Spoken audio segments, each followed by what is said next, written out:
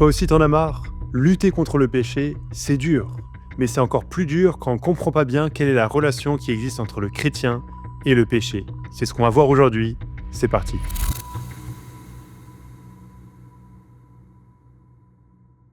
Salut les amis, bienvenue sur cette chaîne qui s'adresse aux chrétiens qui ont soif de plus, ceux qui veulent mieux comprendre la Bible et mieux connaître Jésus, qui en est le centre. Aujourd'hui, on va parler du péché, de la lutte contre le péché. Est-ce qu'un chrétien pêche encore?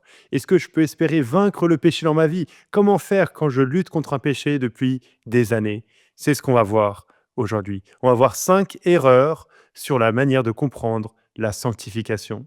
Alors, quand je parle de sanctification, il s'agit de la manière de grandir en sainteté, d'être de moins en moins comme on était et de plus en plus comme Jésus est, de plus en plus ressemblant à Jésus, de se débarrasser du péché. On va voir 5 erreurs et à la fin, il y aura un petit bonus pour nous aider à lutter, même quand c'est difficile. Première erreur, la sanctification est optionnelle. Une mauvaise manière de comprendre la foi chrétienne, c'est de dire que parce qu'on parle de la grâce, parce qu'on parle que le salut est un don de Dieu, alors les œuvres ne comptent pas. Et c'est une accusation qui est faite parfois aux protestants, que les protestants diraient que les œuvres ne servent à rien, parce qu'ils parlent tellement de la grâce, sola gratia, par la grâce seule. Mais là encore, c'est une mauvaise manière de comprendre ce que les protestants mettent en avant et ce que la Bible dit. La Bible est claire que l'on est sauvé par la grâce, pas en raison du bien que l'on peut faire, de ce que l'on pourrait apporter à Dieu. Et pourtant, la Bible dit que les œuvres sont nécessaires, pas comme cause de notre salut, pas comme raison pour laquelle Dieu nous accepte et Dieu nous justifie, mais comme conséquence nécessaire du fait d'avoir été unis à Jésus dans le salut. On voit ça dans Romains 6, juste à la fin de Romains 5, Paul a dit que là où le péché a abondé, la grâce a surabondé.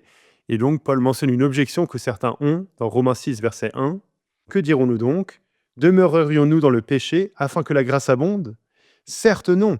Nous qui sommes morts au péché, comment vivrions-nous encore dans le péché? Quand Paul dit certes non, ici on pourrait traduire jamais de la vie, surtout pas. C'est le pire qu'on puisse imaginer, c'est pas du tout vrai. Donc un chrétien qui est sauvé, qui a été au bénéfice de la grâce, ne va plus vivre dans le péché. Ça ne veut pas dire qu'il ne pêche plus, on va y revenir, mais il ne va plus vivre dans le péché, il est mort au péché. Et ça aussi, on va y revenir. Un autre passage où on voit cela, c'est dans Jacques 2, un passage qu'on mentionne souvent, où il est question de la foi et des œuvres. Ce passage met en avant que la foi qui sauve, la vraie foi, va nécessairement produire des œuvres. Si quelqu'un dit « j'ai la foi », mais qu'il n'y a aucune œuvre dans sa vie, aucun changement, aucune sanctification, alors c'est bien la preuve qu'il n'avait pas la foi qui sauve, qu'il avait la même foi que les démons ont. Tu peux retrouver ça dans Jacques 2, verset 14 et suivant. Par exemple, Jacques dit au verset 2, verset 18, « Par mes œuvres, je te montrerai ma foi. » Donc les œuvres ne sont pas la cause du salut, mais sont la conséquence nécessaire du salut, la preuve que le salut a bien eu lieu, que cette personne a été sauvée par la grâce. Donc tout ça pour dire que c'est faux de dire que la sanctification est optionnelle. Non, la sanctification est nécessaire, les œuvres sont nécessaires.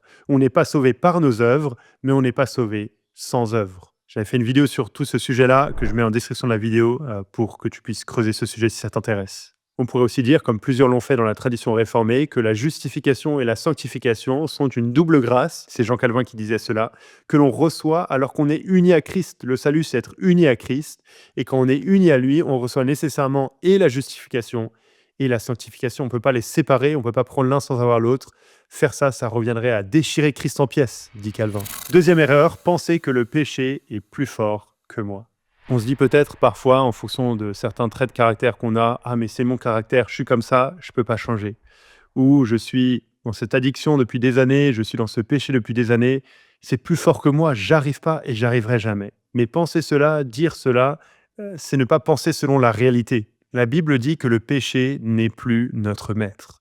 La Bible dit que l'on est mort au péché. Et on voit cela justement dans Romains 6, qu'on a mentionné tout à l'heure. Dans Romains 6, Paul veut montrer le changement radical qui a eu lieu dans la vie du chrétien au moment de la conversion, dans sa relation vis-à-vis du péché. Paul dit au verset 2, « Certes non, nous qui sommes morts au péché, comment vivrions-nous encore dans le péché ?» C'est le verset qu'on a lu. Et un peu plus loin, verset 6, « Nous savons que notre vieille nature a été crucifiée avec lui, avec Christ, afin que ce corps de péché soit réduit à l'impuissance et que nous ne soyons plus esclaves du péché. » Il y a deux choses. Non seulement Christ est mort et ressuscité de manière historique il y a 2000 ans, mais Paul dit que nous aussi, le chrétien, dans son expérience, il est mort et ressuscité. La vie chrétienne commence par une crucifixion et une résurrection. Une crucifixion au péché, à notre vieille nature, notre vieil homme, celui qui existait en Adam, et une résurrection pour une vie nouvelle. Et donc la conséquence, comme Paul le dit au verset 6, c'est qu'on n'est plus esclave du péché. Et tu peux lire tout le chapitre 6 de Romains qui met cela en avant,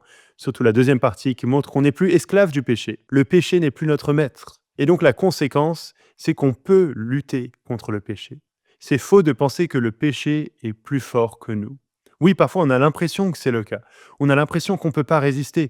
Mais c'est une illusion, c'est un mensonge que le péché veut nous faire croire, parce qu'en réalité, on est libre. La chaîne a été brisée, on peut résister, on peut lutter contre le péché. En quelque sorte, on a les armes pour lutter. On ne peut pas dire j'ai toujours été comme ça, je ne peux pas changer. Non, en Christ, on peut changer, on est appelé à changer et on est appelé à vivre pour ce que nous sommes, selon la justice et plus selon le péché. Là encore, je mets d'autres ressources en description qui peuvent t'aider à creuser cette réalité. Troisième erreur, penser que je peux atteindre la perfection dans cette vie. Et c'est là qu'on doit vraiment tenir plusieurs vérités ensemble. Non seulement la vérité qu'on vient de mettre en avant, que le péché n'est plus notre maître, qu'on peut réellement lutter contre le péché, qu'on est mort au péché, et en même temps la vérité selon laquelle on ne va jamais arriver dans cette vie à un stade où on ne péchera plus, à un stade de perfection. Certains ont enseigné cela dans l'histoire chrétienne, mais c'est pas fidèle à ce que la Bible enseigne. La Bible dit que le chrétien va continuer sur cette terre à lutter contre le péché.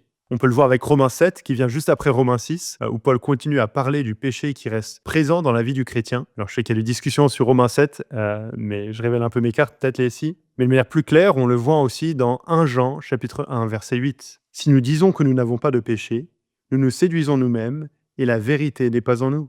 Si nous confessons nos péchés, il est fidèle et juste pour nous pardonner nos péchés et nous purifier de toute injustice. Si nous disons que nous n'avons pas péché, nous le faisons menteur, et sa parole n'est pas en nous. Mes petits enfants, je vous écris ceci afin que vous ne péchiez pas. Et si quelqu'un a péché, nous avons un avocat auprès du Père, Jésus-Christ le juste. » Donc dans ce que Jean écrit à ces chrétiens, il est clair que oui, on ne devrait pas pécher, on veut se débarrasser du péché, et pourtant on va quand même pécher, on va continuer à lutter avec le péché. Alors oui, on veut grandir en sainteté, on veut lutter de moins en moins avec le péché, et pourtant la lutte sera toujours présente. Ça sera difficile, il y aura des hauts et des bas. J'avais entendu une citation, mais j'ai pas réussi à retrouver l'origine. C'était en anglais, un prédicateur qui disait que, je pense qu'il citait un puritain, mais j'ai pas réussi à retrouver la citation précise, que quand le chrétien il sort l'épée pour lutter contre le péché, il jette le fourreau. J'ai trouvé ça vraiment marquant. Le fourreau, c'est là où on range l'épée. Quand on sort l'épée pour lutter contre le péché, on jette le fourreau parce qu'il n'y aura pas de repos dans cette vie. Il n'y aura pas de répit jusqu'à la gloire. On va constamment lutter contre le péché. Pour remettre un peu ensemble ce qu'on a vu jusqu'ici, je trouve que c'est utile de distinguer entre différents domaines dans notre relation vis-à-vis du péché. Là, je me base sur ce que d'autres ont mis en avant dans le passé. On distingue entre 3 domaines. On est déjà libéré de la punition du péché. On pourrait dire que c'est la justification. Il n'y a plus aucune condamnation pour ceux qui sont en Christ. On est déjà libéré de la puissance du péché. C'est ce qu'on a vu dans Romains 6. Le péché n'est plus notre maître. Il n'a plus ce pouvoir sur nous. Mais on n'est pas encore libéré de la présence du péché. Ça, ce sera à venir dans la gloire. Donc oui, un jour, on va ne plus pécher, mais ce sera dans la gloire avec Jésus. 4e erreur, je ne peux rien faire pour lutter.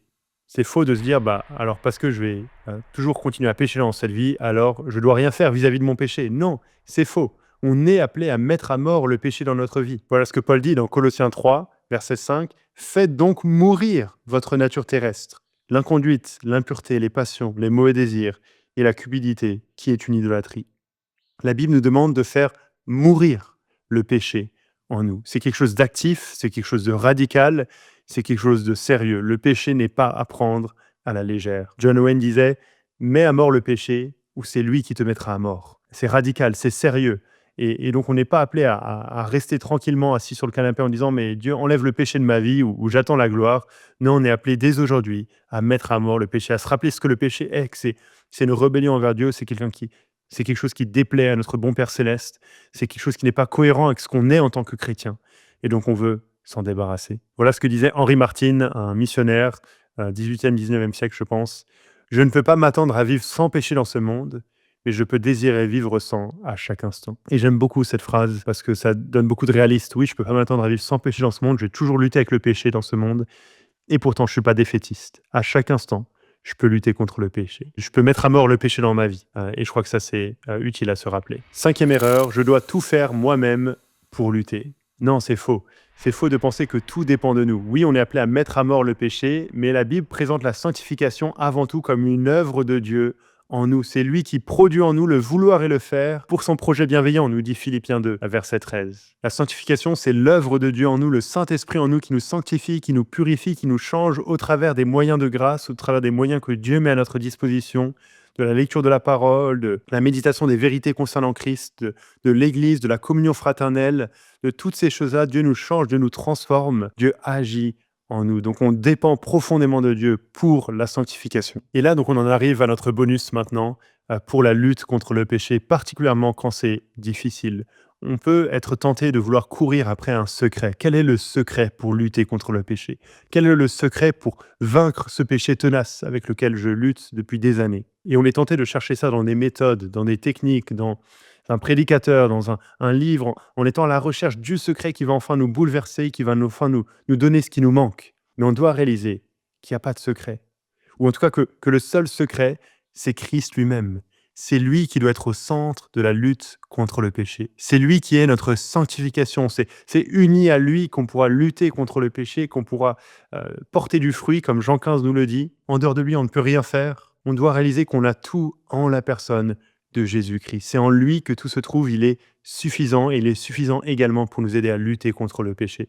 Ça ne veut pas dire qu'on ne doit pas être aidé, ça ne veut pas dire que les techniques, les méthodes, toutes ces choses-là sont mauvaises, mais elles sont utiles seulement dans la mesure où elles tirent leur source de la suffisance de Christ et où elles nous ramènent à Christ, où elles nous amènent à considérer la grandeur de Christ, qui il est, à comprendre mieux tout ce qu'on a en lui, à l'avoir non seulement intellectuellement, mais aussi dans notre cœur. C'est ça qui va nous transformer.